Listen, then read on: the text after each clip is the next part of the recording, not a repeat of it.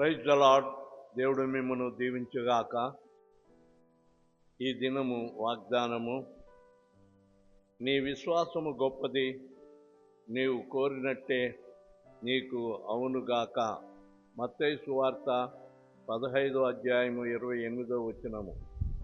ఈ మాట యేసు ప్రభు వారు కనాను స్త్రీతో చెబుతుండగా, ఆమె కుమార్తె దయ్యం పట్టి బాధపడుతుండగా యేసు ప్రభువును వెంబడించి, దావీదు కుమారుడా, నా కుమార్తెను స్వస్థపరచమని ఆమె ఆయన వెనుక వెళుతుండగా, పిల్లల రొట్టె కుక్క పిల్లలకు వేయటం యుక్తము కాదని ఆయన చెప్పినప్పటికీ, అవును ప్రభువా, కుక్క పిల్ల వంటి దానను నన్ను కరుణించి, నీ పిల్లలు బల్ల మీద నుండి తినుతుండగా కింద పడిన ముక్కలు కుక్కలు తినును కదా అని ఆమె తాను చెప్పిన మాటకు ఏమాత్రము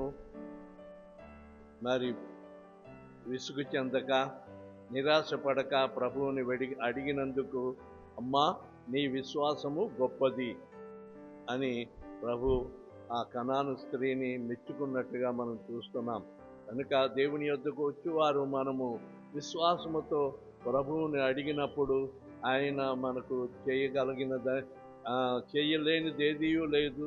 సమస్తమును మనకు ఆయన చేసి మనల్ని దీవిస్తాడు. దేవుడు ఈ యొక్క వాగ్దానము మన వినికిడిలో ఆశీర్వదించుగాక. ఈ జూన్ నెల అంతే కూడా దేవుడు మనల్ని దీవించుగాక. చిన్న ప్రార్థన చేద్దాం. పరిశుద్ధుడైన మా పరమ తండ్రి, నీ పరిశుద్ధ పాదములకు అనేక వందనాలు, స్తుతులు చెల్లిస్తున్నాం. గత మే నెలంతా కూడా నీ మహాకృపలో కాపాడి ఎండవేడిము నుండి తప్పించి నాయన జూన్ నెలలో ప్రవేశపెట్టినందుకు వందనాలు, స్తుతులు చెల్లిస్తున్నాను. ఈ నెలంతా కూడా మా అందరికీ దీవెనకరముగా నడిపించండి. సస్యశ్యామములుగా మా యొక్క దేశమును మీరు ఆశీర్వదించవలసిందని యేసయ్య నామములో వేడుకొనిచున్నాను తండ్రి. ఆమేన్. దేవుడు మిమ్మల్ని దీవించుగాక. ఆమేన్. Praise the Lord. ఈరోజు పుట్టినరోజు జరుపుకుంటున్న వారికి, పెళ్లి రోజు జరుపుకుంటున్న వారికి బేతేల్ పెంతెకోస్తు చర్చ్ తరపున శుభాకాంక్షలు తెలియజేయుచున్నాము. దేవుడు మిమ్మల్ని దీవించునుగాక.